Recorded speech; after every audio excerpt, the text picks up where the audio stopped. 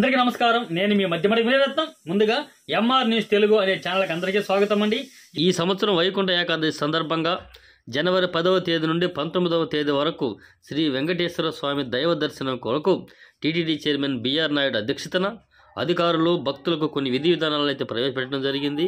అందులో ముఖ్యంగా ఈ సంవత్సరం 7 లక్షల మందికి పైగా వైకుంఠ దర్శనం కల్పించనున్నామని, అందుకొరకు గాను తిరుపతిలో ముందస్తుగా 8 చోట్ల టోకన్లు జారీ చేయడానికి కౌంటర్లు ఏర్పాటు చేశామని పలు విలేకరుల సమావేశాల్లో తెలియజేయడం జరిగింది. కనుక ఈ కారణంగా తిరుపతిలో విష్ణు నివాసం దగ్గర దివ్యదర్శన టోకన్ కొరకు భక్తులు వెళ్ళడం, అక్కడ నియంత్రణ చేసే సిబ్బంది గేట్లు ఒక్కసారిగా ఓపెన్ చేయడంతో వేలాది మంది భక్తులు ఒక్కసారిగా దూకడంతో ముందు వరుసలో ఉన్నవారు తొక్కిసలాటలో కింద పడిపోయి దాదాపు 6 కూడా చనిపోవడం జరిగిందని, అదేవిధంగా తిరుపతిలోని బైరాగపల్లి ప్రాంతంలో కూడా ఇలాంటి ఘటనలే చోటు చేసుకున్నాయి.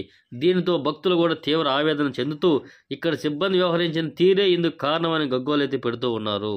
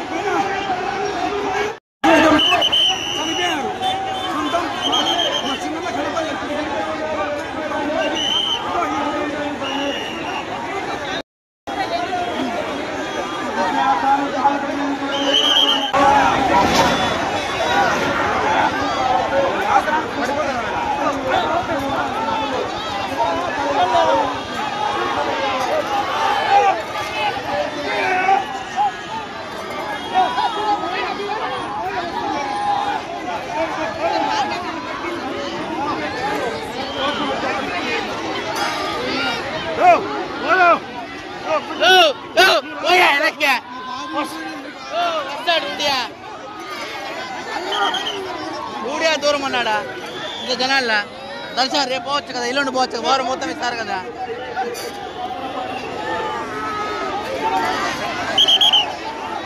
కాదు